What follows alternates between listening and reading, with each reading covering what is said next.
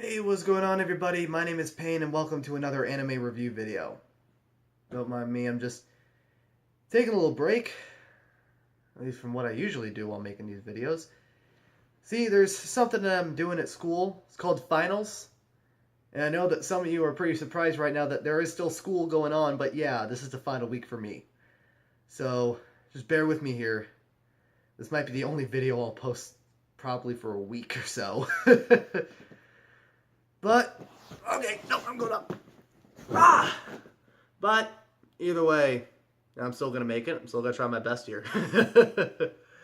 Oh, finals are a pain in the ass. So let's just get to the video. So ever since I started this channel, I knew that there was going to be a certain number of shows that I was going to have to review. There was going to be some shows that people knew, there was going to be some shows that people didn't know, and there was going to be some shows that no one knows. But the one thing that I am looking to start conquering today is to review shows that are in a big-ass franchise. Basically start a trilogy at this point. I mean, sure, there's a lot of franchises that stretch across through many different platforms like light novels, manga, and then eventually anime series and shows. Shows such as, I almost said My Hero Academia, but I think we can put them in there as well.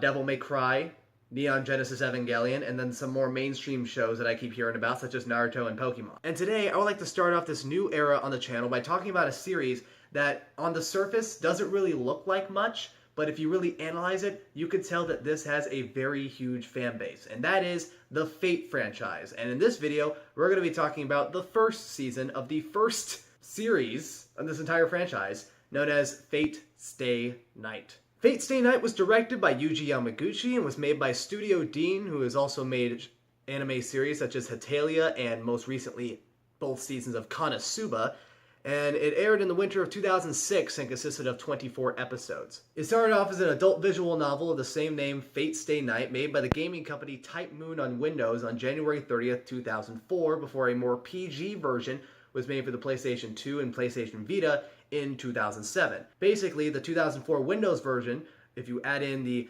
large amount of dialogue, the multiple decision making, and the alternate endings, is basically Mass Effect with a lot of sex scenes. But they had to get rid of all the sex stuff if they wanted to show it to a younger audience, and that's what they did back in 2007 by making it 15 years and up and moving it to the PlayStation 2 and PS Vita. But regardless of the amount of sex and nudity that's in it, it became known as one of the most popular visual novels in recent history. But since the game came out, one way or another, the Fate franchise has been unavoidable. There have been 10 different seasons based off the manga, or as far as I know, because there may be more, a lot of spin-offs, to be honest there.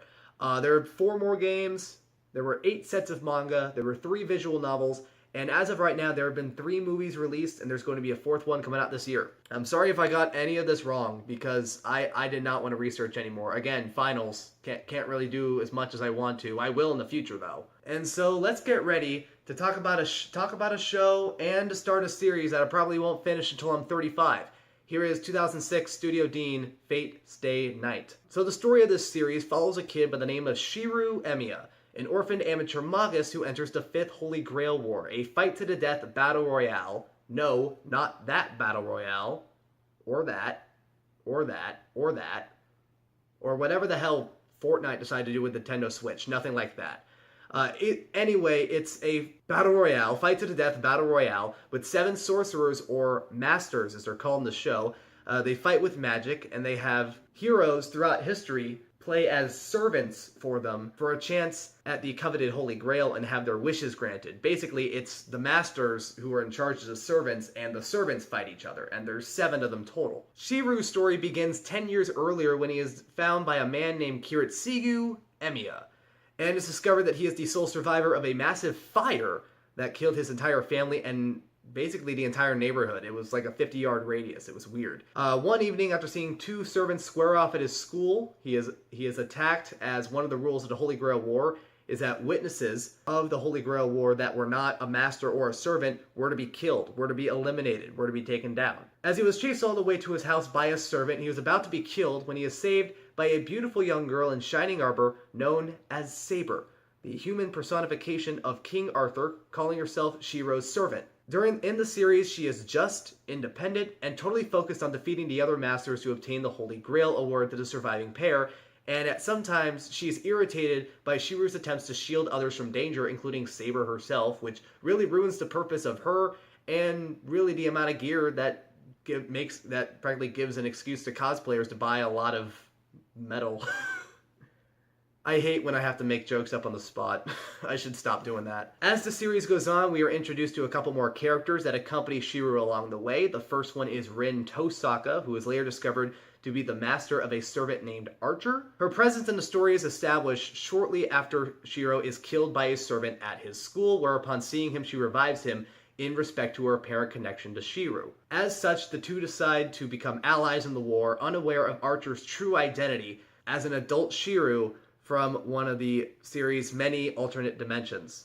I have no idea which one. All I know is I've seen this series and that's it. There is Sakura Mato, who is a high school student who often visits Shiru's home to help him out with his daily chores, as we see in the beginning of the series. The two become friends after Sakura helps treat Shiro's wounds after he fights with Sakura's adoptive brother Shinji in the family that Sakura was adopted into. Sakura is the adopted one. It is later discovered throughout the series that Sakura is actually Rin's biological long-lost sister. The reason why Rin saved Shiru in the school after Shiru got killed by a servant was because Sakura had a crush on Shiru. So that makes for a pretty interesting follow-up in the next season, I guess. I don't know. I'm just pulling this out of my ass. I've only seen the first series. I know where the timeline is. I don't want to look it up again.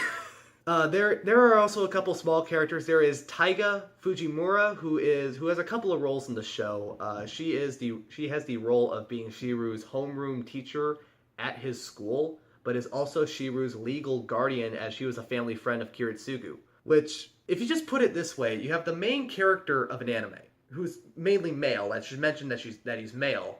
And then you have a female teacher. What the hell do you think's going to happen? Well, I'm pretty sure what you thought was going to happen. It didn't happen. Basically, she just complains all the time. She is just a hothead who's overexcited and is very childish. Hence the name Taiga. And then finally there is, oh my god. I'm saying that? Jesus Christ. Ilyasfiel von Einsberg? Is that how you say it? You know what? I'm just going to call her by her other name. Her other name is Ilya. She is later discovered to be one of the masters, and her story in the show is fairly interesting. It is discovered, there are a few things that we discover about Ilya throughout the series. She is a homunculus, which is an artificial human given life by applying sorcery to sperm cells, not whatever the hell a homunculus is in Full Metal Alchemist. That is completely different. It is also discovered that she is actually the stepsister of Shiru, as she was the biological daughter of Kiritsugu before Kiritsugu died. And get this. Even though that Shiru looks 5 or 6 years older than Ilya is actually older than him. It was just due to freaking Benjamin Button's disease, or it's basically due to a distorted growth rate, but I'm just going to say Benjamin Button's disease because it's way easier to remember and it's more fun to say.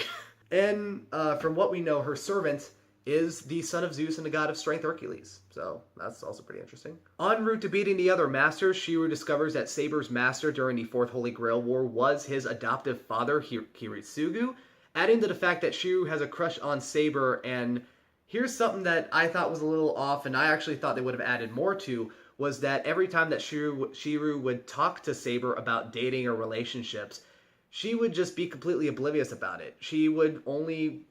her mindset, she is completely set on trying to get this Holy Grail and beating all the other servants instead of just, looking at what every other normal human being has, which is, love, a relationship. She's practically a robot, if you think about it. So when he finally beats all 6 masters, instead of ordering Saber to take the Holy Grail to end the war, he goes one step further into ordering her to destroy the Holy Grail, ending all of the wars for good, adding to the reputation that Shiru has throughout the series in terms of helping others. He is practically known for that throughout the entire series, and in my best guess, through the future seasons. And so, in the end, Saber goes back to her time, as King Arthur, and then everyone lives happily ever after. Nothing really abnormal happens after that. That's the end. That's the end of the whole thing. Now, the end of the series, as well as the end of the game, would start the beginning of 3 routes. There would be the Fate route, which follows Shiru and Saber. There is the Unlimited Blade Works route, which follows Shiru and Rin, and then there is the Heaven's Feel route, which would follow Shiru and Sakura. Now, the Unlimited Blade Works route would follow Rin, but would actually focus on Archer, who again is the adult version of Shiru, and the Heaven's Feel route would follow on Sakura and her dark past, as well as her family, both adoptive and my best guess is her actual family. And now, here is the review portion of this video. The first thing I want to mention is the animation. If you take account from the fact that it's from 2006, the animation's amazing. It's surely nothing that anything from that year can get remotely close to, and even for today's standards at some point, it's top-notch. Everything from the backgrounds to the CGI, the still animations, the fight sequences were my favorite. Everything on that show just was perfect in terms of animation.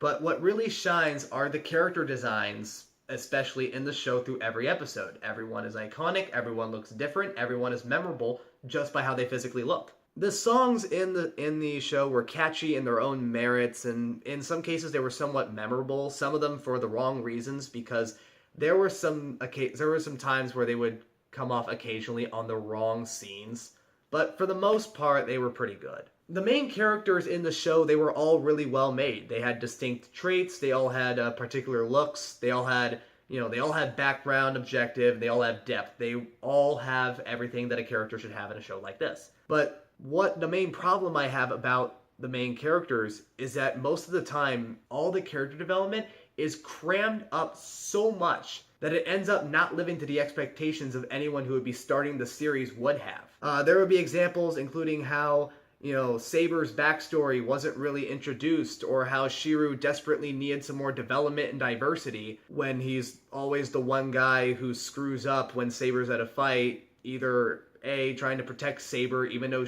he's the one trying to get killed, or B, and this is the most annoying part, he gets killed like 4 or 5 times, with the one exception being that Rin revives him. The rest of the times, they say that he miraculously survived. They just couldn't even find a good reason, but more into the reasoning of that very shortly. There was even an instance where some characters like Taiga and Sakura would disappear from the plot entirely, like for example in the first part of the series, and wouldn't show up again until the second part of the series towards the end, and just are somehow an important part of the plot. But in my opinion, the bulk of the issue revolves around, in this series, my favorite character, Rin. Rin is an astonishing character that in some cases carries the show through its worst moments all by herself. But the lack of episodes that this show has makes some of her most interesting aspects lack the time it deserves, and most of her relationships with the characters underdeveloped. It also leaves a few unanswered questions, like why does she care so much about Sakura? Now, in a way that question's answered, but I'll leave it to you when you watch the show.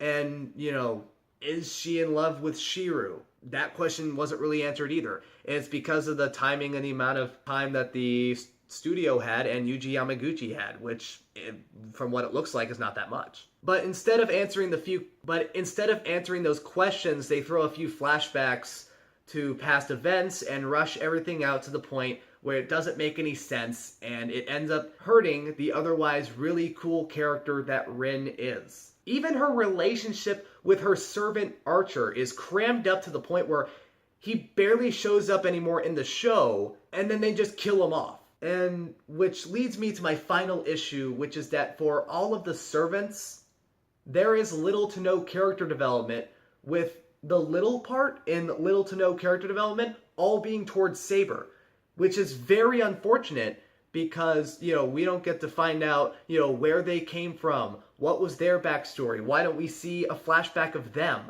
how were they summoned into the Holy Grail War in the first place, and how did they get their powers, because they all have magical powers that I'm pretty damn sure they didn't get from their time period. And finally, now we have the plot of the show. The show reeks ambition so much that it ends up being smacked down by the usual budget or time frame reality, and it's the part where you feel it the worst. More than once, I felt like I needed to go on Amazon and buy the manga or find a user guide or manual to watch the show, and, it wasn't included. As in the show, they would say or use terms that never get explained, and, there were times where it gets in the way of understanding stuff every now and then. After a while, it gets annoying, and you have to put up some effort to understand stuff based on information from the show alone. And, considering I'm a huge research guy, I even have to admit this is a huge pain in the ass. The arcs on the show are very well staged, but how Yuji Yamaguchi, the director, presented certain arcs or transitions were off. It's aggravating to see some of the important stuff that happens later in the series that have to be relied on quick flashbacks to have any meaning. And in some cases, it just falls flat. It doesn't even look good. Overall, the story is nice, and you can tell that a lot of effort was put into it, but sadly, Yamaguchi and Studio Deen didn't have enough time to fulfill all of what he had in mind, and the show suffered a lot from it. If I have to say what area it suffered more, I gotta say the romance. The action can carry itself pretty well to the beautiful visuals, and the drama focus on the sacrifice aspects most anime like this has, so there's really no problem there. But the romantic relationships between Shiru and Saber, to say the least, are pretty awkward, and his relationship with both Rin and Sakura disappear halfway through the series. From how I see it, it looked like it was supposed to be something bigger than it is, but eventually it got to a point where Studio Deen and Yamaguchi had no control over how much they could put into the show, either due to time constraints or they just didn't have enough money. For Fate Stay Night, I'm going to give this a 6 out of 10, but I am looking forward to see what is left out in this series that was implemented in a future season. And if I'm correct, let's just hope it only goes up from here. There's like 9 other seasons of this thing, plus like a shit ton of spin-offs. But again, 6 out of 10. Thank you guys for watching this Fate Stay Night review. If you liked this video, press the like button down below. If you want to see more anime review videos, hit the subscribe button on the screen. And also, if you want to see some more anime review videos, there are a couple of links on the screen for more review videos for anyone who wants to see more. And once again, guys, my name is Payne, and I'll see you in the next anime review video.